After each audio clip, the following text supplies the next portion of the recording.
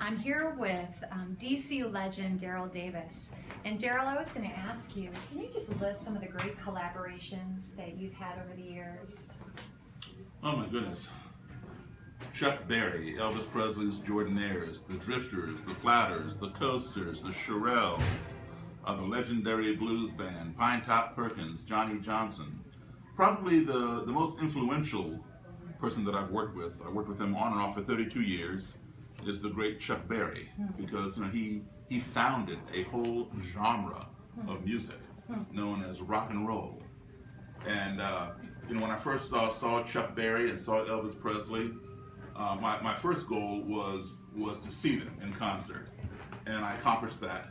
And then my goal was I want to meet them. Of course, that's a little harder. Yeah. But I managed to do that with both of them. And despite the fact that I couldn't play, but I was so enthused by this that I wanted to play because of that influence they had over me musically. So I learned how to play. I taught myself how to play originally by ear, and then I went to college and got my degree in music. And in order to learn how to play those styles, you had to listen to what they listened to. That's where rock and roll came from. So I listened to the gospel, I listened to the blues, I listened to country. Now, so I went back and then moved forward. Wow, could you play a little for us right now? Like some blues, some like rock and roll, some boogie woogie, what? In the style of Chuck Berry, from kind of the roots of Chuck Berry, with that backbeat, that locomotive rhythm.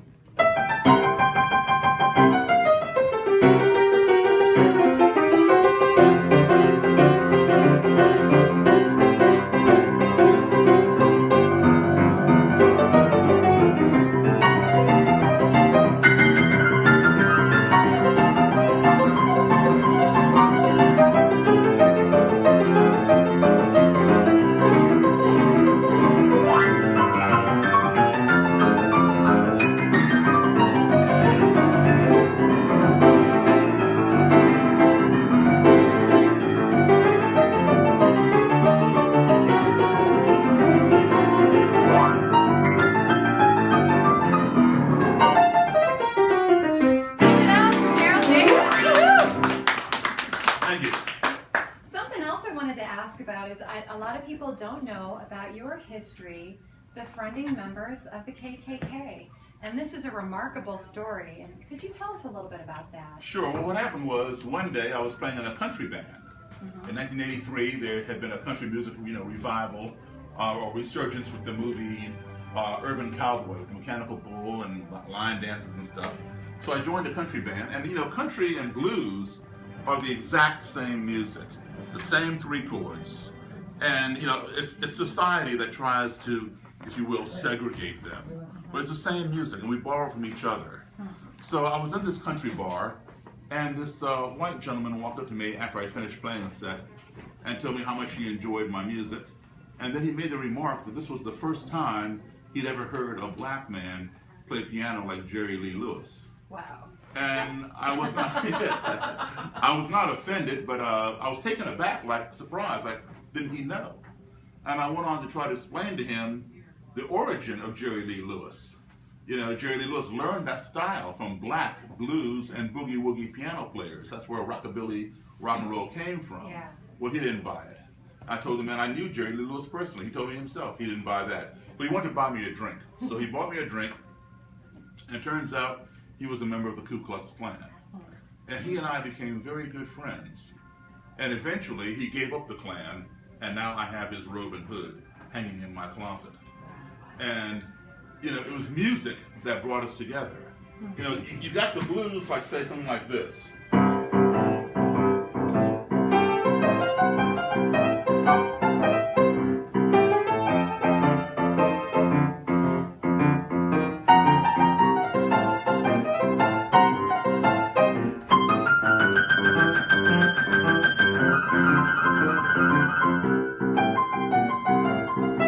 That same thing, okay? That's called a shuffle. And you speed it up and put a backbeat to it. Well, come on over, baby. Oh, like shaking on on. I said, come on over, baby. Baby, you can't go wrong.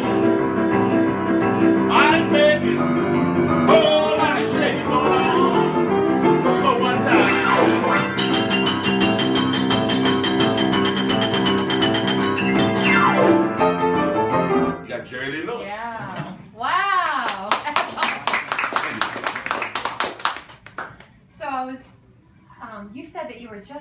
back today from, where were you? You were with some. Well, I was down south, Montgomery, Alabama, Harrison, Arkansas, right outside St. Louis, Missouri, Memphis, Tennessee. I was meeting with various members of the Ku Klux Klan and leaders and neo-Nazis. What do you talk about when you're with them? A lot. We talk about, why they're in these organizations.